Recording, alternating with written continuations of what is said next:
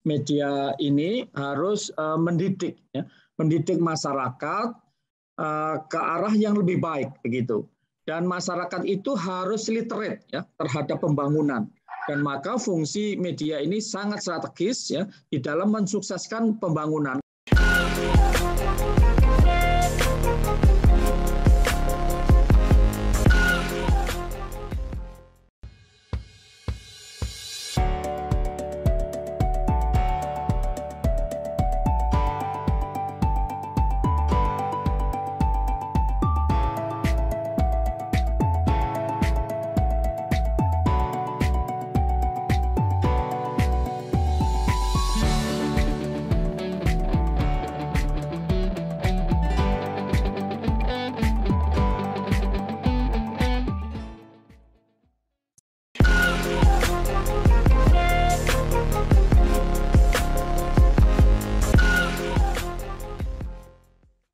Assalamualaikum warahmatullahi wabarakatuh.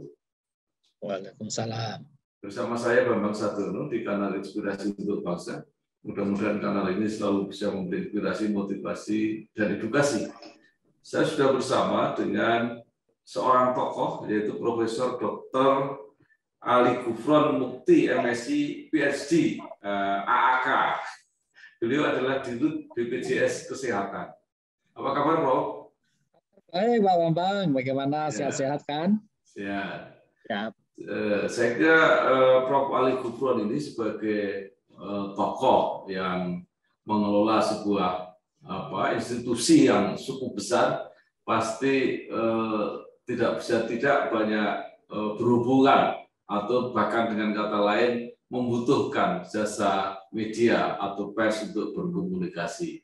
Prof, kita sekarang sedang di dalam masa transisi media, yaitu media mainstream masih ada, itu ada media cetak, media penyiaran, tetapi media baru yang lebih potensial sudah datang. Nah, bagaimana memanfaatkan ini situasi semacam ini untuk misi yang efektif, terutama di BPJS Kesehatan? Baik, ya, terima kasih. Tentu kami untuk bisa mengegulkan, kemudian terobosan-terobosan baru di BPJS Kesehatan diketahui masyarakat, ini sangat tergantung media.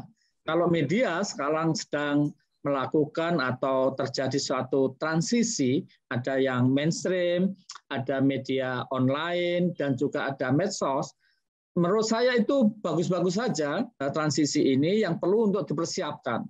Mengapa? Karena ini bagus-bagus saja, karena semuanya memiliki pasarnya sendiri. Dan tentu kalau dikelola dengan baik, ketiganya, baik itu mainstream, media online, ataupun medsos, memiliki sarana dan mempunyai potensi sebuah sarana komunikasi yang efektif, ya, untuk menyampaikan pesannya kepada masyarakat luas, ya, termasuk tentunya di dalam program kami, ini jagaan KIS. Ini contohnya bahwa sekarang ini peserta BPJS, Pak, nggak perlu lagi menunggu 5-6 jam antrian. Jadi dari rumah itu sudah tahu, ya, harus katakanlah pakai online, bisa tahu kira-kira pelayanan diberikan jam berapa, nomor urutnya berapa. Ini banyak yang belum tahu, sehingga media, ya, yang 3 jenis tadi, mainstream, online, dan medsos, ini sangat potensial dan sangat penting. Hidup lebih asik pakai Leven. Semua ada di Leven. Hidup lebih asik pakai Leven. Hidup lebih asik pakai Leven. Ya, di dalam praktek bagaimana cara pengelolaannya, Prof? Apakah memang kalau media mainstream kan pengelolaannya karena sudah terbiasa lebih mudah. Media online begitu banyak sekali. Kemudian medsos sama sekali tidak bisa dikendalikan. Nah, gimana strateginya? Iya, strateginya memang harus berimbang dan harus hati-hati, dan kita harus bisa mengendalikannya.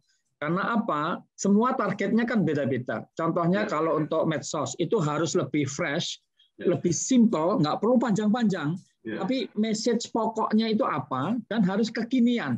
Karena umumnya medsos ini anak-anak milenial dan mereka-mereka yang muda, ya, yang kemudian dinamis begitu. Sementara kalau kita lihat konten untuk media yang mainstream itu kan lebih memakai bahasa yang formal, kemudian lebih mendalam, dan ya sesuatu yang sifatnya itu lebih formal lah begitu. Nah, kalau BPJS ini kan posisinya ya bukan unik ya, tetapi memang posisinya tidak saja harus melayani masyarakat secara umum, tidak hanya melayani pelanggan, tetapi kan juga harus berkomunikasi dengan pengambil kebijakan, ya. Mulai dari pemerintah, DPR dan sebagainya. Nah, itu kan harus pilihan-pilihan medianya harus tepat itu, Bro.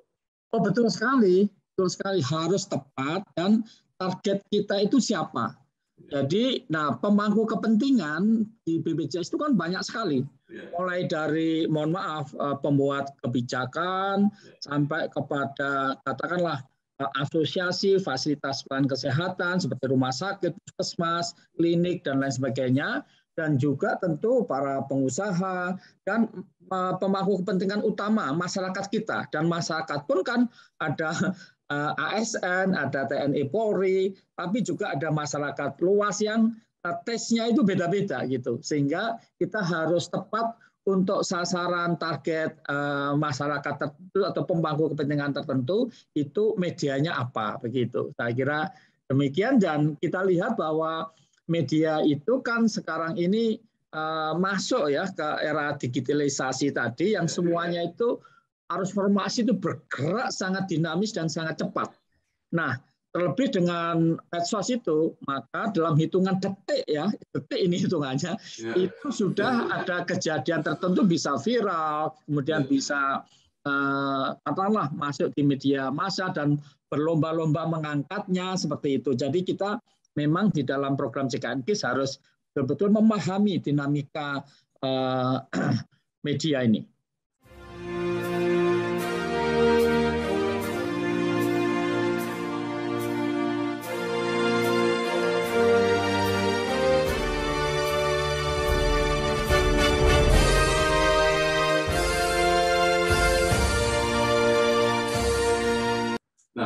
Prof, bagaimana perubahan-perubahan ini masuk di dalam strategi kebijakan? Jadi maksud saya begini, jadi ke depan pasti kan dunia usaha, dunia pelayanan sosial dan sebagainya ini pasti kan mengantisipasi. Ini ke depan media ini arahnya kemana untuk menyusun program komunikasi? Kalau menurut Prof. Ali Gufron, arahnya seperti apa ke depan?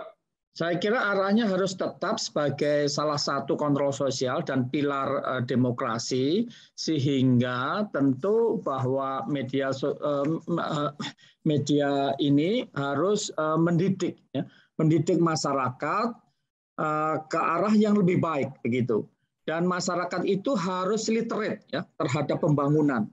Dan maka fungsi media ini sangat strategis ya di dalam mensukseskan pembangunan. Kalau medianya itu kuat dan medianya sehat ya, itu negara kuat seperti yang ada di Dewan Pers ini ya, media sehat negara kuat. Itu saya kira benar sekali.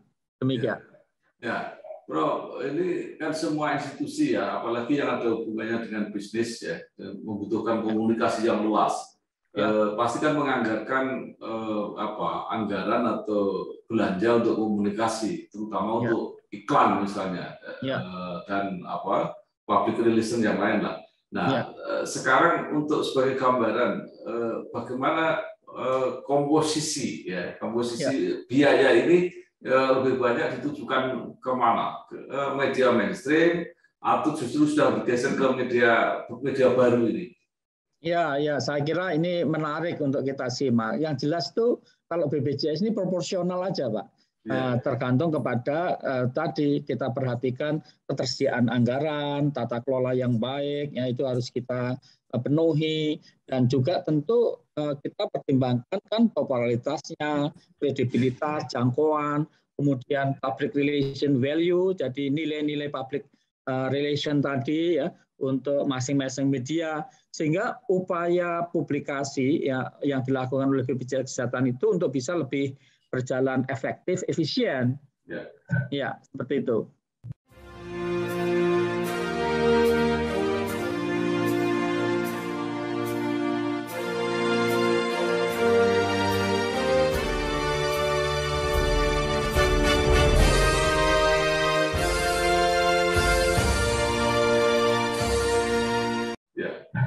Baik. Nah, kemudian ada satu yang penting yang dibawakan oleh media itu tadi Prof. Didi sudah mengatakan sebagai kritik sosial atau sebagai feedback ya, informasi-informasi keluhan-keluhan yang ada di masyarakat itu seberapa besar ini mempengaruhi keputusan-keputusan atau kebijakan di BPJS Kesehatan. Tentu bahwa kebijakan itu banyak ya dasarnya dan pengaruhnya ya. Nah, kami sendiri di BPJS itu pertama-tama program yang kami sampaikan itu adalah program BPJS Mendengar. Jadi kami ingin mendengar dari masyarakat, dari pemangku kepentingan ya termasuk media ya, sebetulnya keinginannya seperti apa gitu. Nah, kita kan harus juga memperhatikan itu, dan sebuah kebijakan tentu harus berbasis pada data dan harus berbasis pada evidence ya, bukti ya. Nah, yang itu juga tentu kita bisa tahu dari media juga. Maka termasuk setelah kebijakan itu kita bikin, nah itu kita tergantung lagi kepada media lagi untuk menyampaikan kepada khalayak ya, kepada publik gitu. Sehingga bagaimana kita ini katakanlah ya kita tahu juga tidak bisa memuaskan 100% kepada seluruh pemangku kepentingan, tetapi melalui media kita berharap pesan-pesan kita itu sampai, dan perubahan-perubahan, inovasi, terobosan di BPJS Kesehatan KIS ini banyak sekali ya. Kami berharap itu kemudian bisa sampai gitu dengan media gitu. Tinggal selfie tabungan jadi. Hidup lebih asik pakai Leven. Hidup lebih asik pakai Leven. Ya, Prof. Sekarang bicara soal trust. Ya. Jadi misalnya informasi atau timbal balik feedback dari publik tadi, apakah di dalam memilih media itu juga mempertimbangkan trust? Artinya begini, kalau supaya ini komunikasi ini tidak terjeda atau terkurangi kualitasnya, itu pilihan medianya adalah ini. Atau kalau mendengar kritik, wah ini medianya memang cukup bisa dipercaya, jadi harus kita perhatikan betul. Ini medianya tidak usah diperhatikan karena mungkin akurasinya tidak meyakinkan gitu. Gimana pertimbangan semacam ini?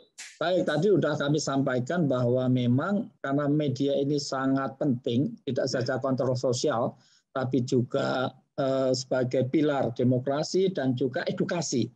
Sehingga ketepatan, keakuratan, kecepatan media ini sangat penting. Sehingga trust tadi itu tentu akan kita pertimbangkan, karena itu menjadikan masyarakat itu sebetulnya ini percaya tidak kepada media ini. Sehingga profesionalitas, prinsip-prinsip untuk menerapkan etika jurnalis ya, dan demikian memuat both sides ya. Kritik nggak masalah, kritik itu sangat penting, saran sangat penting ya. Asal tentu bersifat konstruktif dan berbasis data. Jangan, mohon maaf, hoax ya, atau hoax dan hanya katakanlah ya yang tidak ada trust itu ya. Nah, ini sehingga trust ini harus kita bangun. Demikian, Pak Bambang.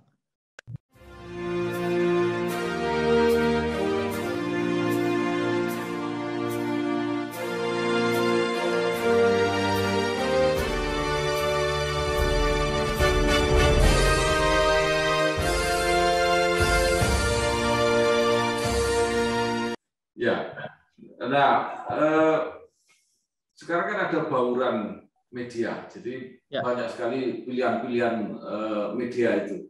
Nah, bagaimana menggabung-gabungkan, memilih sehingga terjadi formula yang efektif untuk berkomunikasi.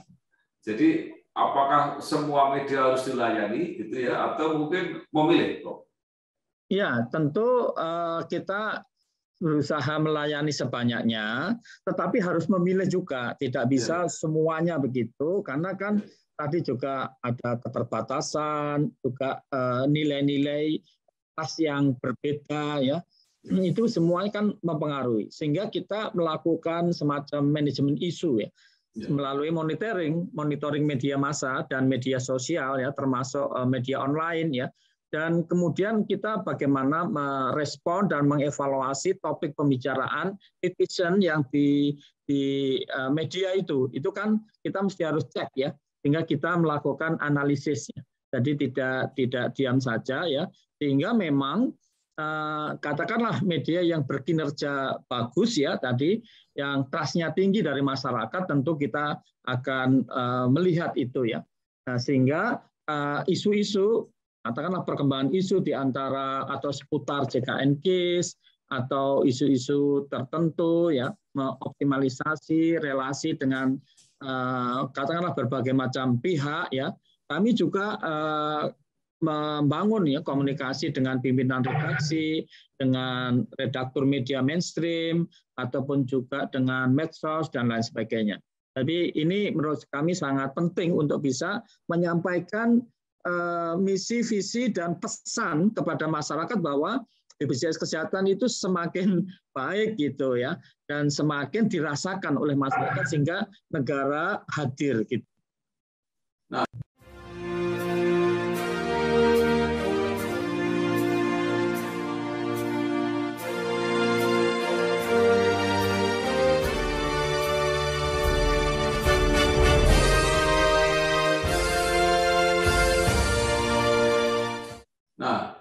sekarang apakah pernah, ya, sebagai pemimpin atau sebagai dirut BPJS Kesehatan ini mengalami, ya, masalah-masalah lah, ya, yang dengan media, misalnya tadi terkait hoax, terkait berita-berita yang tidak akurat sehingga menyulitkan tugas atau misi BPJS?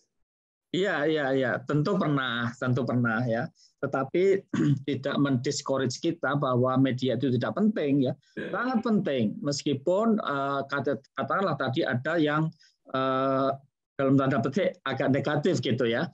Tetapi tentu, ya, media yang bagus itu kan yang berpegang pada etika, ya, pada prinsip-prinsip jurnalistik tadi saya sampaikan di dalam menjalankan aktivitas jurnalismenya. Demikian juga memberitakan informasi-informasi yang edukatif, ya, yang bermanfaat untuk masyarakat luas, beritanya itu mengcover both side, kan, gitu, dan tidak memprovokasi, ya. Memang semakin provokatif semakin laris, ya, tetapi kan tentu kita harusnya melihat lebih komprehensif gitu, dan tadi tidak menyebarkan berita-berita hoax gitu, ya. Sehingga sekali lagi kita bisa percaya bahwa apa yang diberitakan itu memang benar adanya gitu. Sehingga kedepannya, ya, kami berharap Insan Press Indonesia itu dapat menghadirkan informasi-informasi yang berdampak positif untuk masyarakat dan untuk pembangunan. Sehingga sekali lagi kalau medianya sehat seperti itu, negara akan kuat gitu.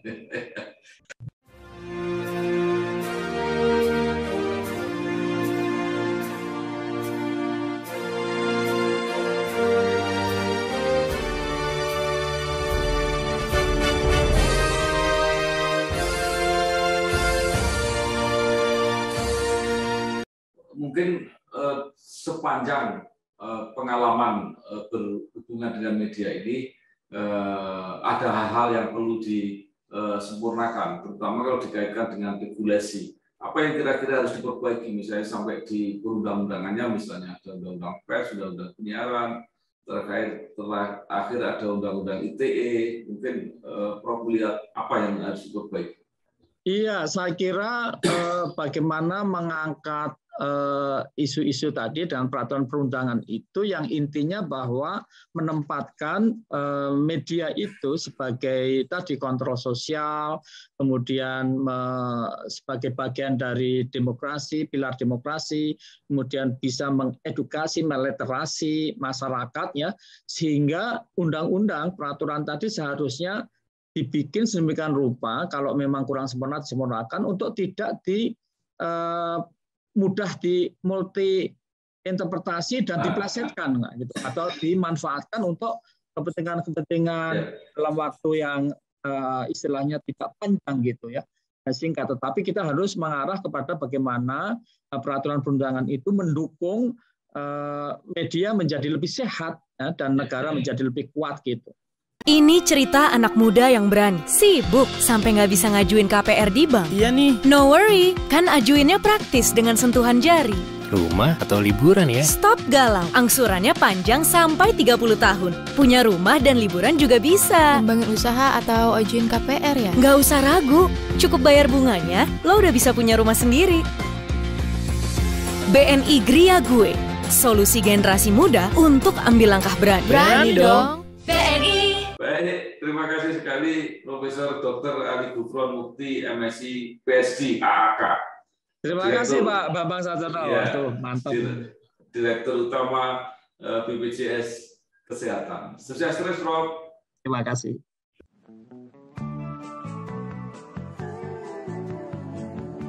Soal KPR dan punya rumah, dari dulu cuma ada satu nama, satu bank yang megang banget.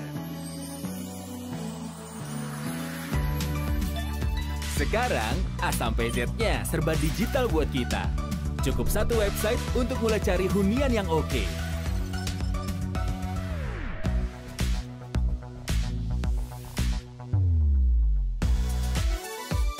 Lagi sesibuk apapun, cukup satu fitur ngajuin KPR online.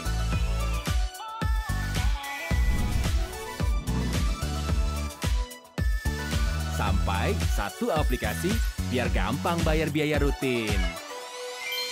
Kini, semua ada di jarimu. Satu nama dengan pengalaman 45 tahun memimpin segmen KPR. KPR, pasti BTN.